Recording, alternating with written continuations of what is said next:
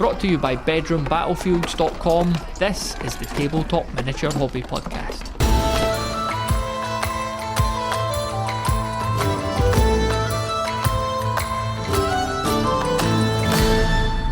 Welcome back to the podcast, Dan. Hey, how's it going? Yeah, good. You know, I've been listening to your episodes on Paint All the Minis from like 2017 because I can't get enough of you, presumably. So, the good old days. What have you been listening to? Which one?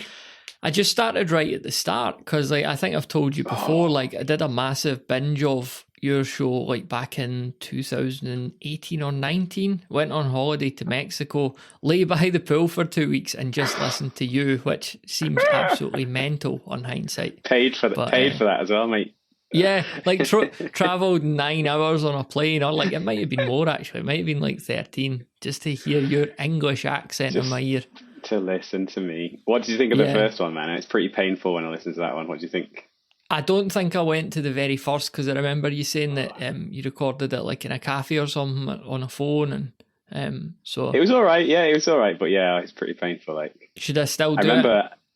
Yeah, man. I remember there was the school that I was working at the time. One of the parents was a radio presenter, so I remember I recorded it. I sent it to them, and I was like, "What do you think of this?" And they were very polite, but it was very clear that they were like, "Oh, okay, yeah, you need to kind of loosen up a little bit." But that was cool. I liked it. It was good. Yeah, definitely, always. Yeah, man. So storage stuff then. So you wanted to talk about storage. So why did you want to talk about storage? Yeah, I just upped my storage game recently, or storage and transportation. If we kind of put this under one blanket. We're starting with the storage itself. Are you a display cabinet man, or are you a pack it away in boxes man? No. Or yeah, I live somewhere that's quite hot and not quite sunny, so I don't want to put stuff on display really, because if the sun is shining through the windows a lot, it will make it fade. And also, just coming out the back of having small kids, so glass is a kind of and then also stuff within a glass cabinet is double. So yeah, I'm a big storage guy. So what I did is in IKEA they have there's these quite sturdy card boxes, white card boxes, probably about 60 centimeters long, about 40 to 45 centimeters wide, and then probably 45 centimeters deep. So obviously they're cheap, they're pretty durable. But what I did is I contacted a company that makes custom foam for secure cases for engineering instruments and cameras and stuff like that, camera equipment. So if you reach out to those companies that do the foam, they can do custom cuts. So you basically, if I have expensive camera equipment, I can phone them up and say, I've got a Sony whatever camera or a Nikon whatever camera, and then they'll cut foam to certain specifications. So I kind of just contacted them, I emailed them, and I got a bunch of foam trays with the same dimensions as the IKEA box. I'll grab one out there in my room here. So yeah, these boxes from IKEA, and then within them I can fit 1, 2, 3, 4, 5 deep. I'll send some pictures. Maybe you can put them on your blog or whatever. So I kind of the dimensions of the IKEA box, but then they've got 1, 2, 3, 4, 5, 6, 7. 1, 2, 3, 4, 5. So they've got 5 times 7 gaps on this foam tray, and all of my stuff fits quite nicely in there, and then all that stuff is stored on top of a wardrobe. So I've got 5 of those boxes with all my stuff in, so it works out really, really nice because they're out the way. It's not custom foam for each individual model. It's a kind of rough rectangle, probably about 5 centimeters long by about 2.5 wide. So for my Song of Ice and Fire guys, I can fit 3 individual models within one slot. So I can fit 1 unit of 12 across one row. So I can fit 5 units in one thing. So it works out really nice. And it took me a long time to get to that. I've been through loads of different iterations. I got a GW case. just because they're so prevalent and you see them so much. But I thought it was rubbish. So they have these foam squares, and then have you seen it? It's got the wavy line foam. Have you seen that online? Yeah. Anywhere? Yeah. But yeah, just didn't really like that at all. It just didn't really feel like it was protecting the models, and it was okay, but wasn't great. Then I saw a video on magnetization. So I bought some clear plastic kind of tray things, like tubs, and I put like some magnetized roll at the bottom, like self-adhesive magnetized roll stuff. Don't know what's made out of, like plasticky stuff. And then I put magnets on the bases of all my minis, and that worked pretty well for storage. But then I was playing like Star Wars Legion a lot at that time, and where like unit placement is quite important. And the guys were either sticking together all the time or like repelling each other. So I'm like trying to hide them behind a little bit of terrain or whatever, and they'd all just be like springing away from each other and that. So that kind of sucked. So that's how I found, after that like third or fourth try, that's how I find the IKEA boxes and the custom foam. And the custom foam was super cheap actually. Like I'll talk about Feldherr in a little bit because that's my transport stuff. But I just found like Feldherr and there's another few companies, and they're good and stuff, but it's crazy expensive. So speaking to the people direct for this foam, it cost about £2 per tray, and on Feldherr or whatever, it was like €15 each. So yeah, I think if you find the right people and you find the right place, I think you can get a decent one. But yeah, that's me. Mm-hmm. How about you?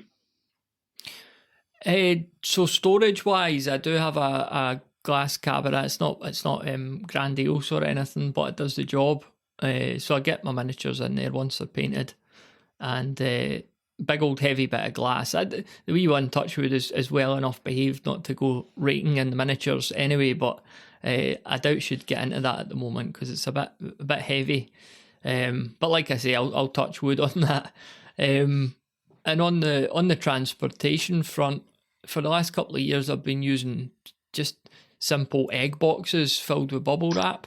And, yeah, good shout. Yeah, you can get like one egg compartment. Usually fits one miniature. So like a box of 6 eggs, 6 miniatures, and so on. So I've got a few egg boxes now, and I did a wee YouTube video about this actually. But the wife signed up to like a wine YouTube. I know. The wife signed up to like a wine subscription thing, so you get a couple of bottles sent to you every month. Because we're now apparently middle class. So the cardboard, like it's like a little suitcase container made of cardboard, and instead of throwing it out, I thought, let's put the egg boxes in there, and they fitted perfectly. So I could get like a couple of decent sized warbands just packed into that. And when I leave the house, people think I'm just going to drink wine, but I'm actually going to play miniatures games. So everyone's winning.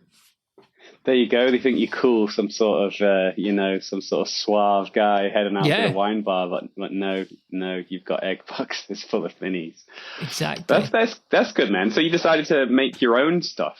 Is that a very deliberate choice? You trying to be economical, or you're trying to protect the world, or are you just too tight to get your hand in your pocket, or what? God, I wish it was that noble. It was literally just that looks like it'll do the job, and it did. Right. So, yeah, I'd love to say there was loads of thought behind it, that there wasn't. So, have you ever seen anyone with like a really decent travel solution, and you've got, wow, that's like the Rolls Royce of mini carrying? Yeah, I've seen pictures online and stuff actually. Old toolboxes and that, and the guy opens the lid and it's like the sort of telescopic shelves pop up and everything. So you do see some like very, very sophisticated kind of transportation solutions, but mine isn't one of them. It's just very much functional. I would hate to think what would happen in the rain, but we'll cross that bridge when we come to it. Well, yeah. Yeah, man, that's good. I like that. That's awesome. So everything is in a display case at your house?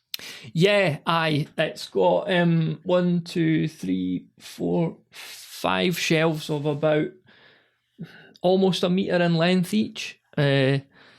So it's pretty packed now. I mean, that's me being back in the hobby for about 5 years. So I've collected and painted up a fair amount of stuff in that time, but it is getting to the stage where I'm struggling for room in there, and I'm not sure, what do you do at that stage? Do you put some of them away in a drawer? Is it an incentive to get rid of some stuff? I've not really made a decision on that front yet. So it's a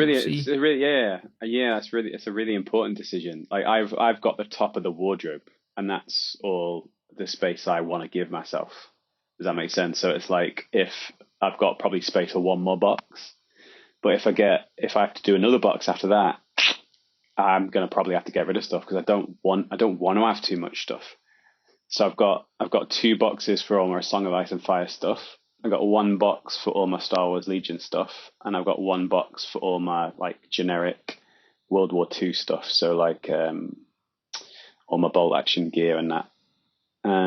But yeah, it's interesting. I think it's really important not to over collect, but that's a different topic.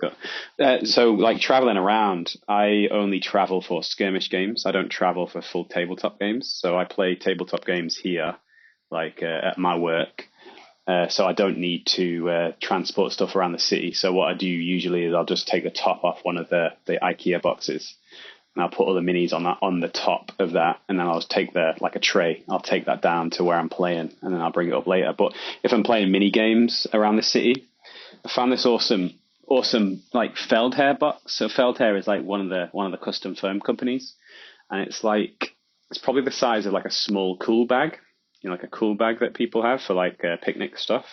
So it's probably the size of a small cool bag, and it's got like a kind of I'd call it a boob separator strap. Like when ladies wear a handbag over one shoulder, and then the strap separates the boob separator.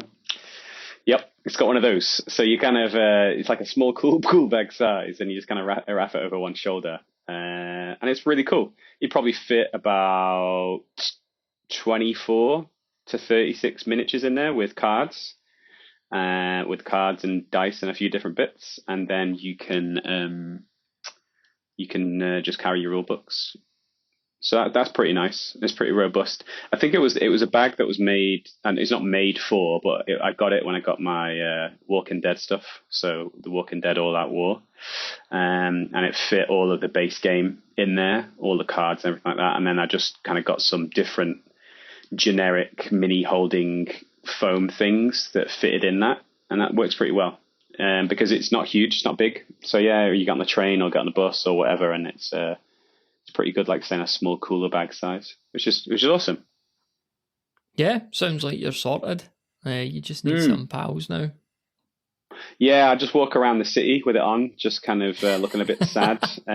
Just different rule books each week, just kind of showing people the rule book, kind of, hoping someone gets excited or interested about the title. I play Frostgrave. Do you want to play? Frostgrave? I've got all the stuff. No, I haven't got my mini. Don't worry, I've got enough for 2 warbands. Is that wine in your suitcase? There's 5 Starbucks within 700 meters that we can walk to. Any excuse that they might have, I can just shoot down. No, so that's pretty good. Talking about Starbucks is a decent place to play. It is a decent place if you're looking for like neutral ground to meet somebody for the first time. That's my general first meeting place when I'm introducing myself to potential new gaming chums. Yeah. I know you don't play any games, you just talk about them. But if you are looking to play a game at some point in the future, Starbucks is a good neutral ground, because the tables are an okay size. There's a lot of them. It's pretty well lit. The drinks are expensive, but they're all right. Yeah, so Starbucks is a good meeting point. What would you like to hear first? My lumberjack game, Tree Fellers Get Wood, or my democracy game, May or May Not. That's mayor as in May. Mate, well, they're both amazing. I don't even need to hear anymore. I'm buying both of those off the shelf for sure, just because of the name. I like lumberjacks more than politicians, so let's hear the politics one. All right, so May or May Not. This idea, I was just basically, my starting point here wasn't the fact that the US just went through a massive election. It was more the fact that I was looking at my own miniatures and terrain, and I've got a couple of little fantasy houses, like medieval fantasy houses, and some villagers that aren't combat miniatures. They're just like doing their, rustic villager thing. So I thought I could get a wee game on the go here where there's a small village full of NPCs who are the villagers or the voters, and then you and I take our miniatures, and these are candidates to become the next mayor of the village. So the villagers themselves are there's a random movement mechanic, so they're just going about their business, and our little miniatures are taking turns to go about and basically canvass, to approach these NPCs and try and win them over to get support, basically. So how it kind of works is like there are certain voter issues, like there are things that are top of mind for certain people. They vary from villager to villager. So one villager, top of mind for him or her might be the halflings are stealing our jobs. Something needs to be done about that. The other person, it might be the taxes are too high. Maybe a farmer feels that more needs to be invested in growing food. Unemployment benefits maybe for somebody, or we need better defences against an impending orc invasion. So there's all these issues, these social issues that are top of mind for different folks. And the villagers, they have a score on each issue to show how much that they care about it. And that corresponds to a D6 roll when you're attempting to win them over. So if a villager cares 4 about the taxes being too high, I would need to roll a 4 or up to convince them that I'm going to get that sorted. And I've got a budget. So would that mean that they care about? Would that mean that they care about it less if it's higher or more? Yeah. So like if a villager is down as caring 6 about something, then they really care about it. But it's also going to be very hard for you to convince them. But you have a budget of 10. This could be the budget of your election budget or your budget when you get elected. So you could add money from that or value from that. So if you needed to roll a 6 to convince someone, you could take that 6 from your budget, but you'd only have 4 left, or you could add that as a modifier. So, maybe I'm going to take 3 from my budget and I'll just need to roll a 3 here. So that's you kind of, you're spending resources to win these villagers over. And once you've won a villager over, the danger is that your opponent could improve on that score and win them over, after you've already spoke to them. So it'd be very easy to, let's say, you could almost always win somebody over by just saying, I'm a local person, my family live here, the baseline politician thing. Like, I care about I'm the a family area. man. Yeah, and you might need to roll a 2 and they think, okay, that sounds fine. But then your opponent could win them over on an issue that they care much more about after that. Nice. So, talk to me about the individual political characters, though. Like, do the political characters have different stats and traits and things, or are they just generic suit? Yeah, that's a really good point. It's something I've been thinking about, that, if I was working more on this, I might want more of a diversity between the candidates. For example, one of them might be ex-military and he's very much trusted to sort out, I'll defend the town, you'll be very safe against invasion, but consequently some maybe personal freedoms are going to be taken away to accommodate for that. Have you got like a little group? Oh, okay, sorry, go.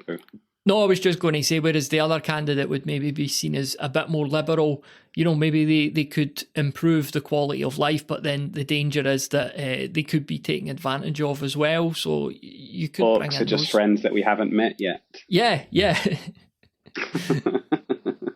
What about do they have like a backup party? Is there potential to have like trophy wife or like advisors or like what was that? What was Peter Mandelson called? Like a spin doctor or something like that? Okay. So is it just a political figure, or have they got like a little team behind them too?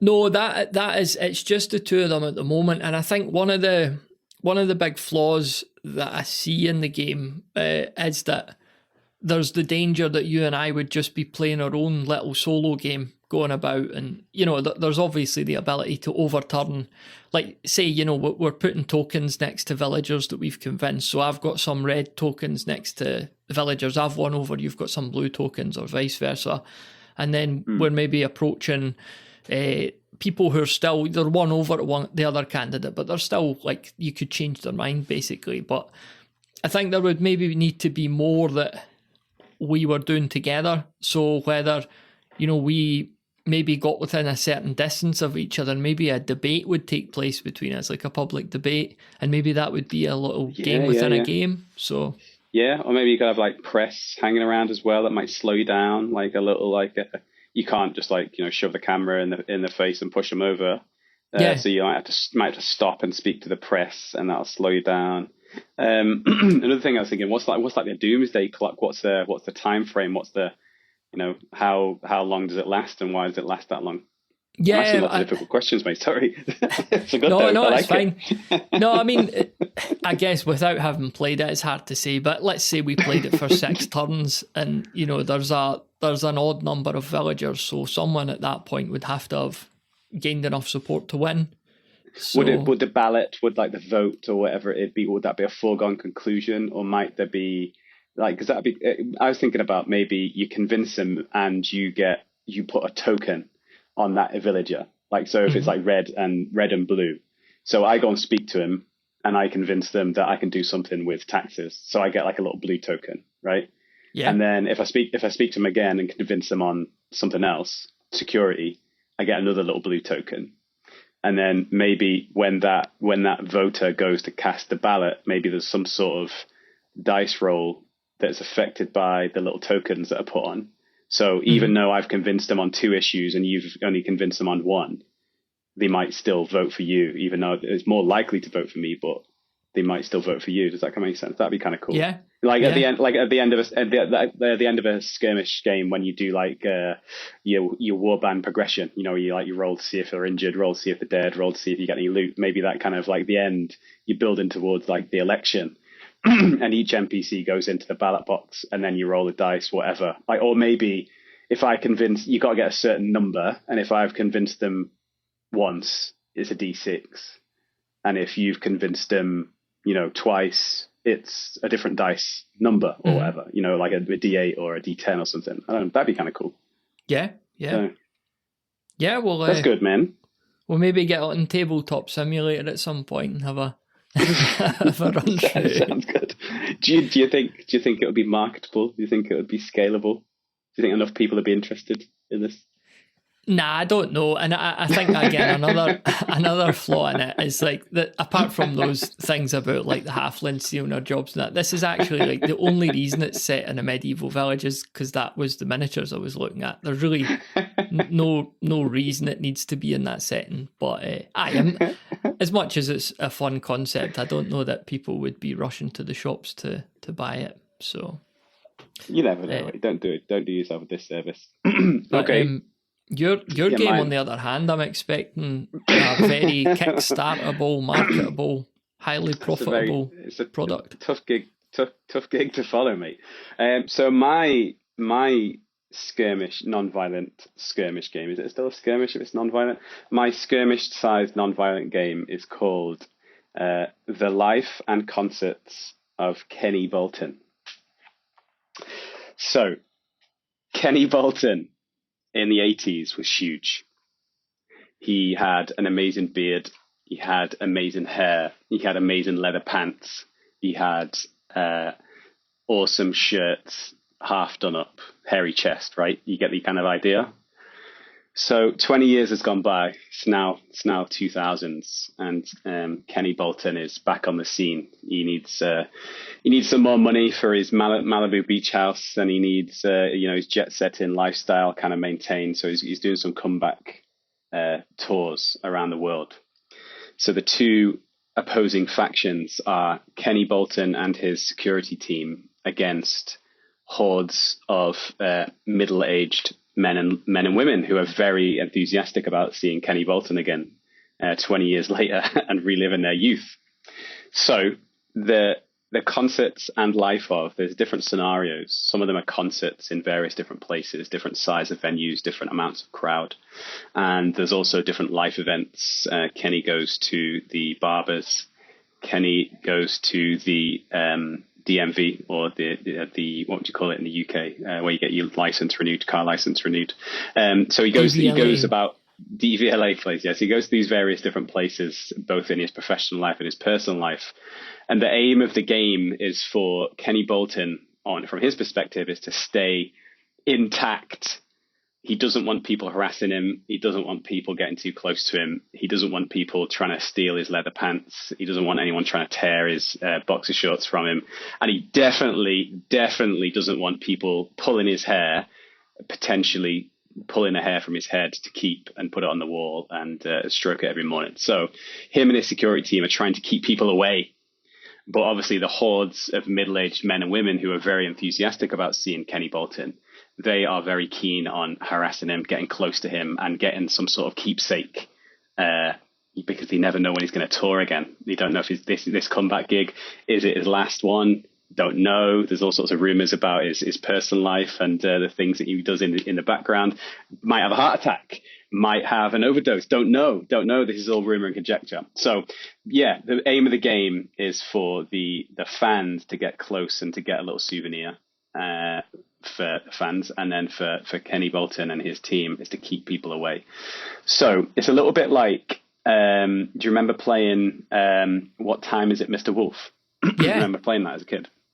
So the mechanic of the non-violence is these are all upstanding members of society. So they're not going to be pushing, they're not going to be shoving, they're not going to be grabbing. The security team is obviously a lot smaller than the crowd. So the skirmish game is an elite warband against maybe more of a horde warband. But all of the security team and Kenny Bolton have got a viewing zone, like a 45-degree viewing zone. They're on a square base. So anything that's in that front arc, that's called the arresting gaze. Now, obviously, with a security guard, that is very literal, because if they see you're up to no good, they can arrest you and throw you out of the venue.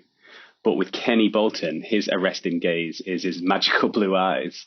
And if he fixes you with a stare, you just pulled in like a tractor beam to how amazing his voice is and how beautiful his face is and his leather pants and maybe his Egyptian symbols that are on his gold necklaces that are dangling over his hairy chest. If any of the guards or Kenny Bolton fix you with their arresting gaze, you can't move.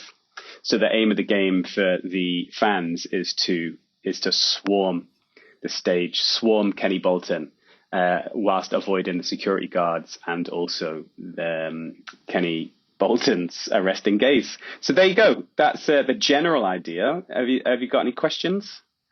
Yeah. So is this a player versus player game? Like, would you control Kenny and I control the swarm, or would we both be controlling the swarms?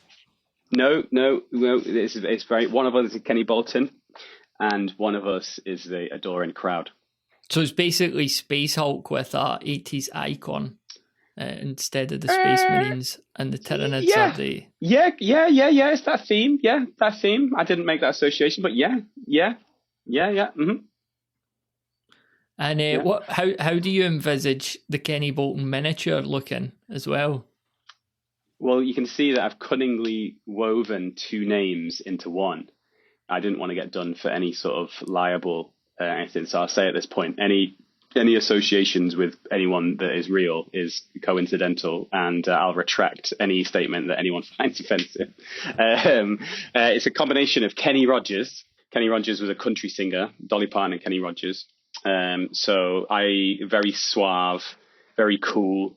And also Michael Bolton. So Kenny Bolton is an amalgamation of Michael Bolton and Kenny Rogers. So and a little bit of Bon Jovi in there too, you know. So it's all these kind of 80s pop singers, you know. So yeah, like I said, leather pants, you know, very long hair like a lion's mane, cool beard, hairy chest, open shirt, you know, with the Egyptian symbols and things like that, and maybe you can wear different jewelry, which might do different effects. I've been dabbling with different effects and different pluses and minuses and nerfs and buffs and things like that for certain things that he wears, because I thought maybe if you deck him out a little bit more stylishly, that would maybe give him some buffs, but then people might find him even more alluring. So they might get some buffs too, because he's got a new gold ring on, or he's got a sovereign ring, or maybe he's got his teeth whitened. So, something like that. But yeah. There you go. Any other questions? So would this be a exclusively miniature game? Would there be like any cards involved, and what kind of dice are you talking? Like D6 or the more specialized polyhedral dice, or? Yeah. So I don't know if the dice rolls had only come in when you got close to Kenny Bolton, and that would be just a case of the only dice roll that I envisaged so far. Because believe it or not, this isn't fully fleshed out. I know from my amazing intro that it seems like it's ready to go to market, but believe it's not.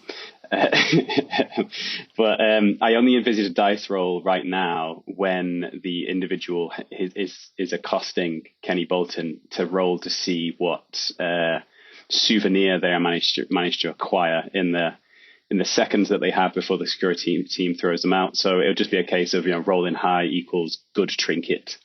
Rolling low means maybe you fumble and scratch at his belt buckle, but a prize away before you get anything. So yeah, that's all there is at the moment. So who do you see the target market as here then? No one is going to buy this game. There is no target market. No, it would be people that just may be enticed by the title and the introductory kind of paragraph on the back of the box. It's very much a tongue-in-cheek kind of thing that people might just read it and think that sounds kind of terrible, but that sounds kind of funny. that audience, those guys. Yeah, well, we've got 2 games under our belt now. Would you like to hear about Tree Fellers Get Wood? Definitely, yes. Our question of the month for you in December is tell us about your 2024 hobby highlights. Maybe you finally got that miniature you've wanted since 1991. Maybe you leveled up your painting or finally finished that army. Or perhaps it was something on the gaming front that stood out to you most. No matter what your 2024 hobby highlights were, we'd love to hear them. Head on over to bedroombattlefields.com/voicemail to submit, and I need them in by Monday the 30th of December. That's bedroombattlefields.com/voicemail, and now back to the show. Alrighty then, I think the good thing about this game, maybe the only good thing about this game, is that you probably have some miniatures in your collection that have axes, and they're obviously, designed with violence in mind, but, an executioner or some sort of skirmisher with an axe could just be a lumberjack in another life, I suppose. So the game is called Tree Fellers Get Wood, and it's tree fellers, but you control 3 fellas. You've got 3 lumberjacks each. I see what you've done there, mate. That's nice. So we set up the table. What we want to do, our table, the terrain here, unsurprisingly, is as many trees that you could get on the board. We've got all sorts of different trees, redwoods, oak trees, silver birch, and these trees have a difficulty rating for cutting down, which also equates to the value of the wood.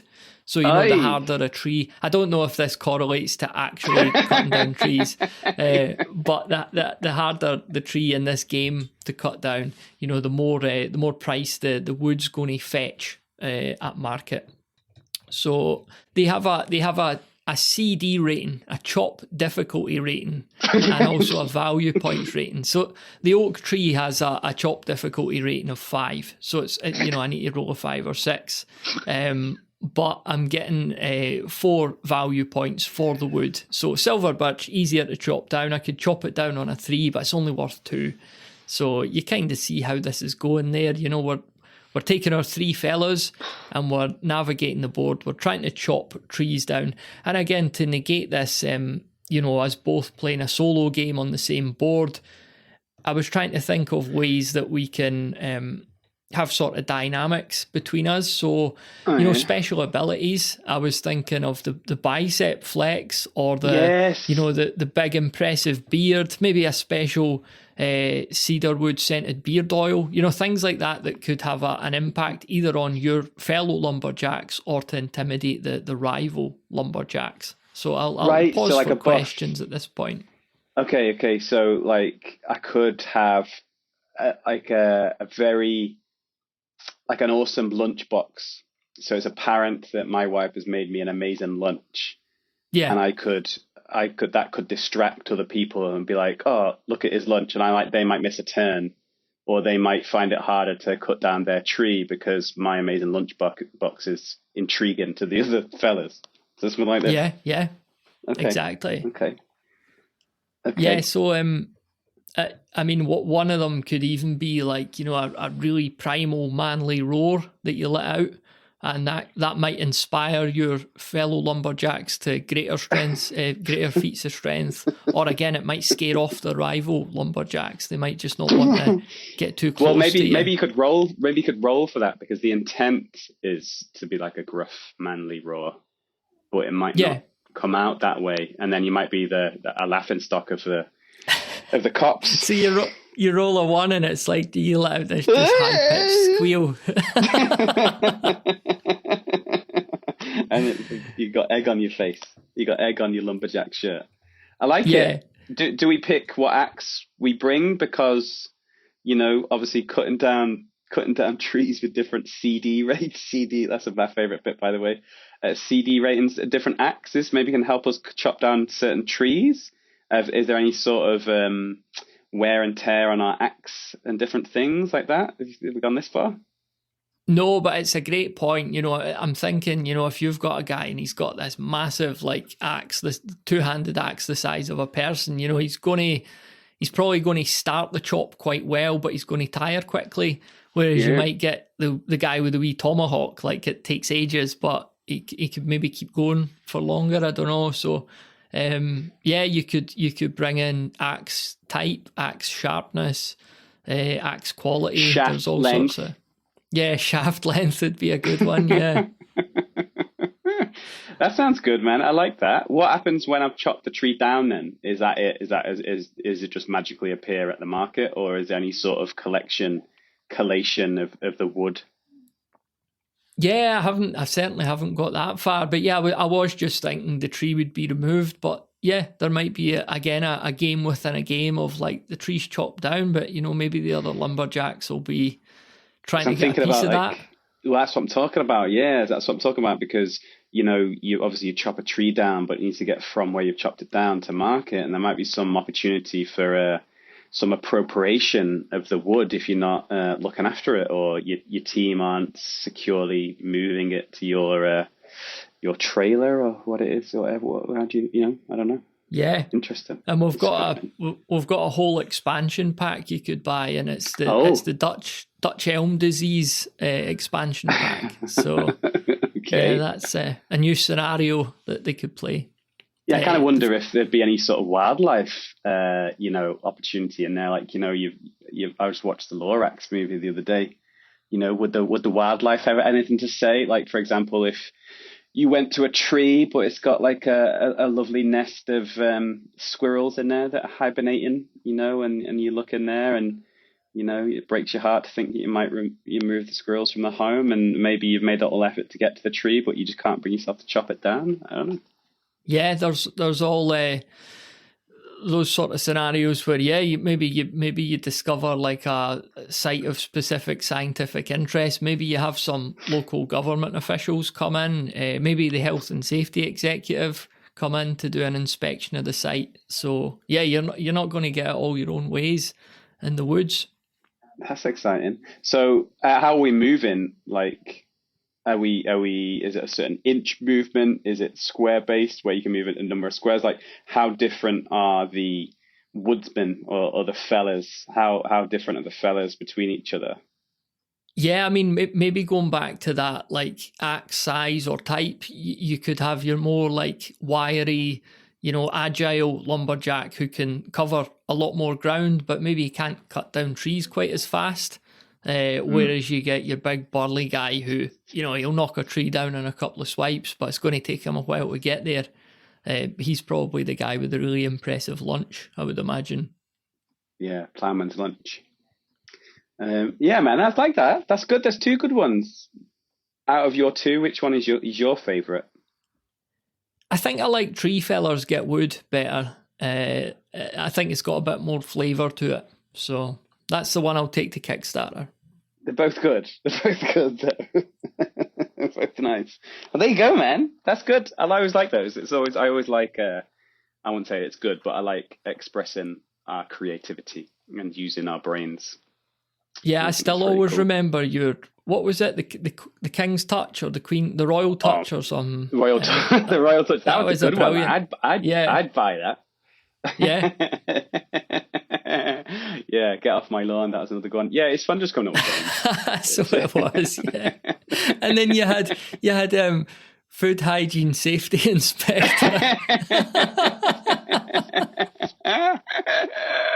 It sounds so mundane, but I bet when you started playing it, you'd be like, "This is brilliant." So I would. Yeah, I would. I'd make that happen. Yeah, for sure. That's good, man. That's really cool. Yeah, the non-violent thing kind of got me, and didn't want to do board. I wanted to make sure it was like kind of tabletop. It's always good. I'd be interested to hear what other people come up with, because other people come up with some real humdingers. Like, I know you've got a space to leave like a voice comment on your shows, right? I think that's on your website. Is that right? So if people I'll got have any to ideas, run that as a for sure. As a wee pitch. And I'm sure we can dig out some sort of certificate of excellence that we can send to someone if we find our favorite one. But yeah, I'd be interested to know, because people come up with some really good stuff, don't they? And it's usually the weirdest, strangest ideas that they're the best ones. That like, how did that person ever come up with that? Yeah, it's pretty cool. Like, yeah, nice. Anything else? Is there anything else coming up for you over the next few weeks that you're excited about? Not so much at this end. No, I'm just plodding away. I was just going to ask you, like, if you'd painted anything or got any games in recently or that. Yeah. I've just finished painting all the Lannister faction from A Song of Ice and Fire. So I've finished painting all of them now. So I've painted at least one of every unit that they've released for the Lannister faction. So that's done now. But I haven't been basing them, because I wanted to wait until the end, which now in hindsight it was a big mistake, because now I'm having to chomp through like 20 different movement trays and 20 times 12 ish minis that I've painted and base them uniformly. So yeah, the main thing I've been doing over the last few weeks is just that. So I got this Vallejo thick mud, kind of like diorama effect. If people are looking for good basing material, this Vallejo diorama effect is awesome, because the GW stuff that I used to use is good and stuff, but you get like a tiny little pot. It's like one of those it's like 47 milliliter pots, I think it is, for a crazy amount of money, and it's good. Don't get me wrong, that's really cool. But this Vallejo diorama effect is only a teeny bit more expensive, and you get like I don't think this is an official weight, but you get a shit ton. And there's no way I'm using all of it. So yeah, and I've got a few of them. So I got thick mud. I've also got industrial. No, sorry, it's not thick mud. It's industrial mud, and then I've got grey sand. And so I kind of mix those together. I got some tufts. I got some army painter tufts, I think it were, and some Vallejo tufts as well. So I'm just kind of working through that. Just kind of putting this base material on, washing it, dry brushing it, and then put in a variety of different tufts on to make all the base in uniform. So then hopefully I'll be able to do a big group picture of all the Lannisters, really. That'd be cool. What about the playing front?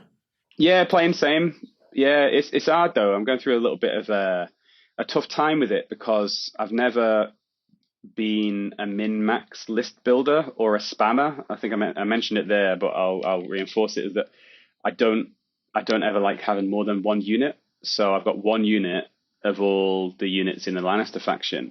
But the fella that I play with all due respect, he's a good guy and stuff like that, but he started to find the stuff that's good with his faction and kind of spamming it. So we're kind of hitting the buffers a little bit with stuff, where it's the last couple of games haven't been particularly fun, but I'm not having a go at him, because he's like figuring out what his faction is good at and saying, well, my faction does that well, let's do it a lot. So I think he had 3 units of the same guys last game, and they all had this like hidden traps rule, which means that if I activate one of my units within 12 inches of his, he like attacks them with like hidden traps. So that's, I wouldn't say it's been difficult, and I wouldn't say it's made it bad, but it's just a different level of the game now, because he knows the game.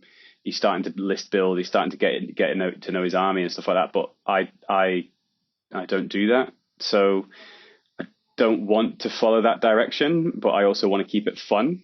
So I honestly don't know what to say. I don't know if I should say anything. I don't think I will. But yeah, I don't know. I guess you don't really have that insight because you don't ever play games. But I'm sorry, man. I keep it. That's like 4th time today. But yeah, that's just been like a new layer to things, which has been not negative.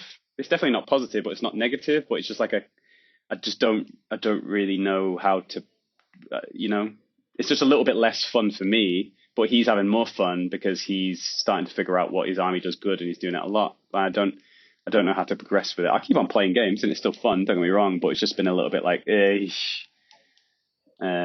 okay. So yeah, so still playing the Song of Ice and Fire.